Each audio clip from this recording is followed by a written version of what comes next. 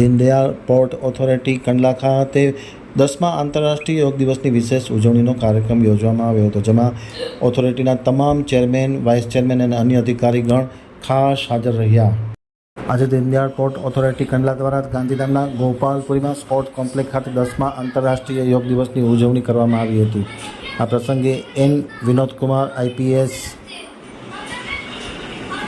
આઈપીઓએસ chairman સહિત અનેક પ્રતિષ્ઠિત મહાનુભાવોની હાજરી જોવા મળી હતી, જેમાં નંદેશ શુક્લા, આઈઆરટીએસ ઉપાધ્યક્ષ જે.કે. રાઠોડ, સીપીઈએસ મુખ્ય તકેદારી અધિકારી કેપ્ટન પ્રદીપ મોહંતી, નાયબ સંરક્ષણ રવિન્દ્ર રેડ્ડી, ચીફ એન્જિનિયર બી. ભાગ્યનાથ, એફએ અને સીએઓ રત્નાકર શેખર રાવ, ટ્રાફિક મેનેજર સુશીલ ચંદ્ર નાહક, મુખ્ય મિકેનિકલ એન્જિનિયર ડૉક્ટર અનિલ ચેલાની, મુખ્ય તબીબી અધિકારી વાય.કે. સિંધ, સેક્રેટરી આઈસી, વરિષ્ઠ અધિકારીઓ, કર્મચારીઓ સહિતના લોકો ખાસ ઉપસ્થિત રહ્યા હતા. ખાસ કરીને કેવીડીપીએ અને બીવીએમ કંડલાના શિક્ષકો પણ આ તકે ખાસ હાજર રહ્યા હતા અને વિશ્વ યોગ દિવસની ઉજવણીમાં સૌ કોઈ જોડાયા હતા.